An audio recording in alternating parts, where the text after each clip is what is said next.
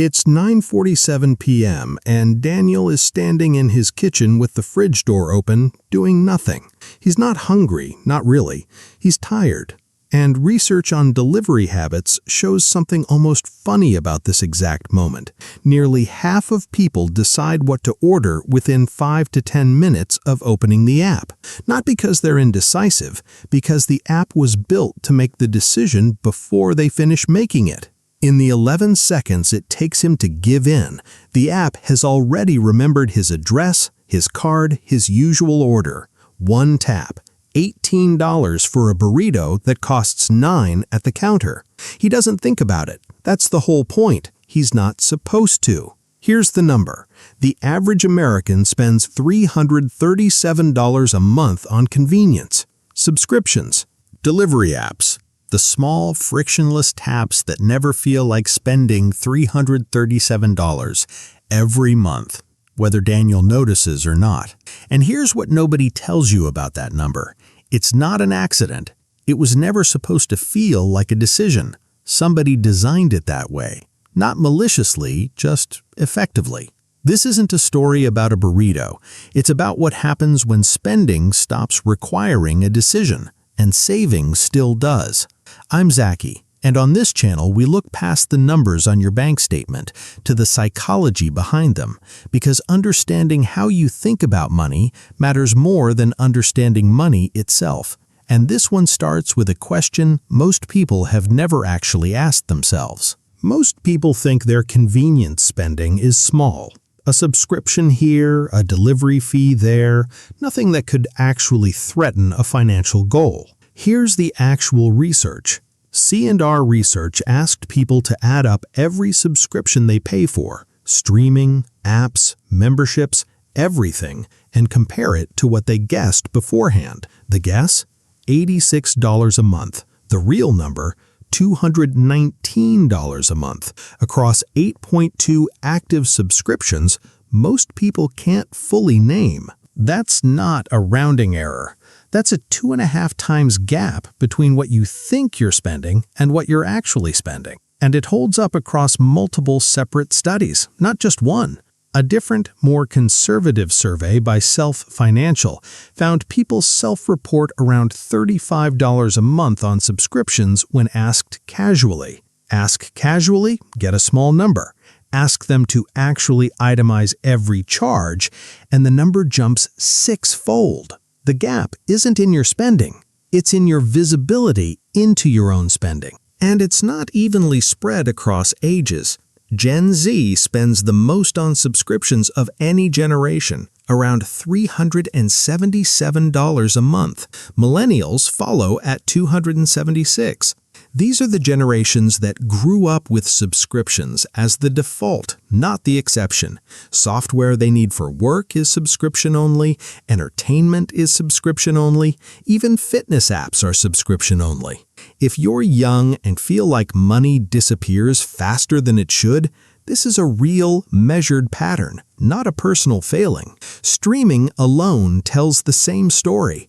The average household pays for 4 streaming services at a combined $69 a month, and that number rose 13% in a single year, according to Deloitte's most recent Digital Media Trends survey.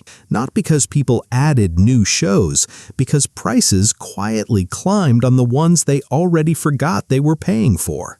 Now add food delivery. Empower's spending data puts the average American at $118 a month there, and a separate national survey puts total annual delivery spending even higher, near $1,850 a year, depending on how it's measured. Either way, that's not counting the markup. Delivery apps charge, on average, 20% more than the same meal costs at the restaurant. One 2025 study found some orders marked up as high as 68% above menu price once every fee is added. DoorDash alone handles 56% of that market, with the average order running $35.42, ordered about 4 to 5 times a month per person.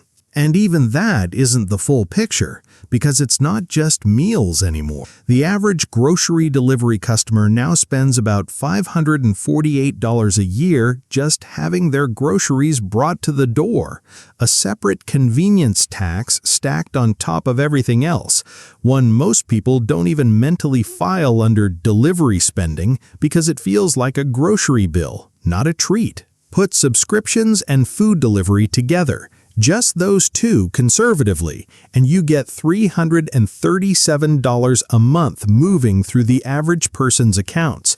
Money that, if you ask them right now, most people could not accurately estimate within $100. Let's picture what this actually looks like for one person. Daniel, the guy from the fridge, takes home about $5,240 a month, right around the U.S. median. Rent takes $1,650, car payment and insurance $610, groceries $450, utilities $250, debt payments $280, and convenience, subscriptions and delivery combined $337. Added up, and Daniel has $1,663 left over every month. On paper, that's a person who should be building real wealth, but the national savings rate says otherwise. Americans keep less than 5% of what they earn. The actual figure from the Bureau of Economic Analysis sits between 4.4 and 4.9%. Which means most of that $1,600 gap isn't going anywhere productive. Convenience isn't all of it, but it's the only piece Daniel could actually name if you asked him right now. The rest is just unaccounted for, which is the whole point of this video. Here's the part that should actually concern you. Convenience spending, on its own, eats up about 6% of the average take-home paycheck. The national savings rate is 4.5%. Read that again. The average household is spending more on convenience than it's managing to save. Not close, more. This isn't about willpower. Willpower was never in the room. The entire system was built so that willpower would never need to show up. So how does $300 a month become invisible? Through a specific mechanism. The removal of the moment where you'd normally say no. Think about how a subscription used to work decades ago. You'd get a magazine in the mail, and every year a renewal notice would land in your hands. A physical decision. Keep it or don't. You had to write a check or throw the notice away. Either way, you were forced to look at it. Now compare that to today. Auto renewal. Saved card on file.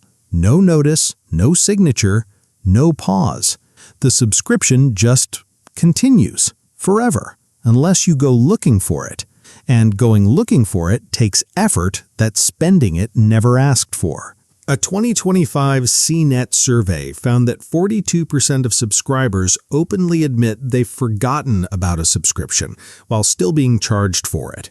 The average cost of that forgetting, about $204 a year per person, not because they wanted the service, because nobody asked them again. And separately, 89% of consumers underestimate their total subscription spending, not by a little, by the same 2.5 times margin, over and over across nearly every study that's measured it. Delivery apps use a version of the same trick, just faster. Meal planning data backs this up directly. Only about 27% of consumers say they plan meals days in advance. The rest are deciding in the moment, hungry, tired, standing in front of an open fridge. One tap. No cart to review, no drive to the store, no moment where you compare the $18 total to the $9 version sitting 15 minutes away in your own kitchen. The comparison, the thing that would normally make you pause, has been engineered out of the process. Here's the thing. This isn't a scam. Nobody's breaking the law. DoorDash isn't hiding a fee in the fine print, hoping you won't notice. The fee is right there, itemized, if you scroll down far enough to read it. The subscription isn't secretly billing you. You agreed to it once 11 months ago and then never had a reason to think about it again. That's the mechanism, not deception, just the deliberate professional removal of the pause that used to protect you. And here's who benefits from that missing pause, and it's worth saying clearly. They're not villains. They're just very good at their jobs. The U.S. online food delivery market alone generated an estimated $353 billion in 2025, and it's forecast to cross $600 billion by 2030. The global subscription economy crossed $536 billion in 2025, projected to approach $859 billion by the end of 2026. DoorDash alone posted close to $1 billion in net income last year, while taking a commission of up to 30% from every restaurant order that runs through its app. That 30% doesn't disappear. Restaurants build it into their delivery menu prices, which is a big part of why your usual order costs more through the app than it does at the counter. None of these companies are doing anything wrong, exactly. Removing friction is genuinely good business, good for restaurants trying to reach more customers, good for software companies trying to keep users engaged, good even for you on the nights when 11 seconds of decision-making is more than you have left to give. The problem was never that convenience exists. The problem is that convenience only moves in one direction, toward spending. Nobody has built a one-tap way to auto-invest the $18 you didn't spend on the burrito.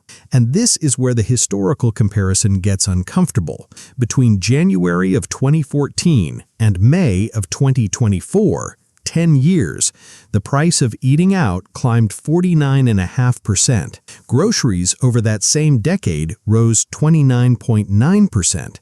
Overall prices across the entire economy, everything you buy, rose 34.3%. Convenience isn't just costing you more today, it's costing you more faster than almost anything else you're allowed to compare it to. Now here's the number that should actually change how you think about this. Run it forward, not backward. Take that same $337 a month, the exact amount already moving through your accounts for subscriptions and delivery, and instead put it into an index fund earning the market's long-run average. And that average isn't a guess. It's remarkably consistent across almost any window you check. The 10-year average return is about 11%. The 20-year average is around 11% as well. The 30-year average is 10.4%. Since the index launched in 1957, the average sits right around 10%. Different decades, different crashes, different recoveries, and the number barely moves. That consistency is exactly why financial planners feel comfortable using it. At 8%, a deliberately conservative version of that number, well below the historical average, $337 a month for 20 years becomes $198,560. Spent, the same money is just gone. $198,000 or zero. Same starting amount, same paycheck, one decision, repeated automatically without you ever having to make it twice. And if you started even earlier, 40 years, $150 a month invested since 1985, you'd be looking at roughly $950,000 today. Almost 5 times the median American household's entire net worth, which currently sits at $192,700. Same convenience, same habit.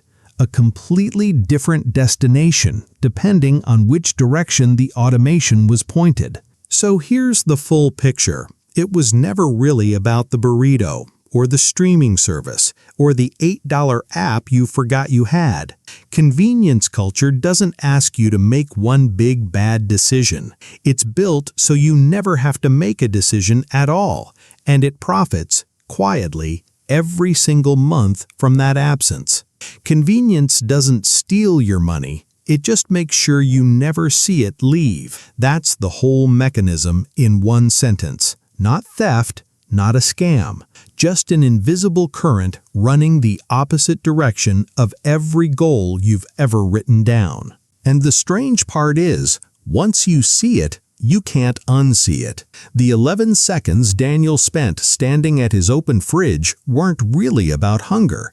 They were the entire economy of convenience compressed into one small, ordinary moment. The exact moment friction used to live before it got engineered away.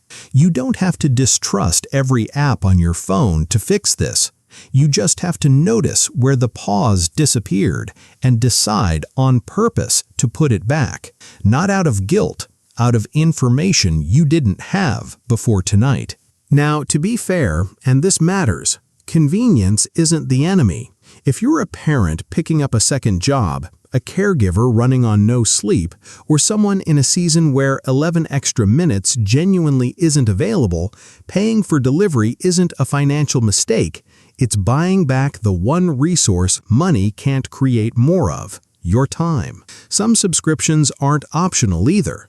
A tool you need for work, a service that manages a child's care, a prescription delivery you actually depend on. Calling those waste misses the point entirely. And if you're just starting out, figuring out rent, a first job, real financial stress, a subscription audit is not your priority. Nobody in that position needs a lecture about $8 apps. The real lesson was never stop spending on convenience. It's this: the problem was never convenience itself. It's convenience you never got to choose. So here's what to actually do about it. And it takes 15 minutes, not a lifestyle overhaul. First, pull up your bank statement, your App Store subscriptions, and search your email for the word renewal. That's the entire audit. Most people have never done this, which is exactly why the $219 number surprises them. If you're younger and closer to that Gen Z number, $377 a month, this audit matters even more, not less. You have more decades of compounding ahead of you than anyone else watching this. Second, for every subscription or delivery habit you find and actually want to keep it guilt-free. This isn't about eliminating convenience. It's about making sure you, not a default setting, made that choice. Third, and this is the part that actually moves the number, for everything you find that you don't use, don't remember signing up for, or wouldn't choose again today, cancel it. And on that same day, set up one automatic transfer for that exact amount into an investment account. Not someday, the same day. Match the automation that's been working against you with automation that works for you. You don't need a bigger income to fix this. You need the same frictionless system pointed in the other direction. The convenience economy already proved that automatic decisions compound. You just have to decide once which direction yours is compounding in. Daniel eventually closed the fridge, ordered the burrito, and went to bed. That's not the tragedy here. One burrito never is. The tragedy is doing that unconsciously 337 times over every single month for 20 years without ever once being the one who decided. So here's the quiet question worth sitting with. How much of your spending is actually a decision, and how much of it is just convenient? If this made you want to actually check, the 15-minute audit is genuinely worth doing tonight while it's still on your mind. And if you want the next video the moment it's out, you know where to find me. I'm Zaki. I'll see you in the next one.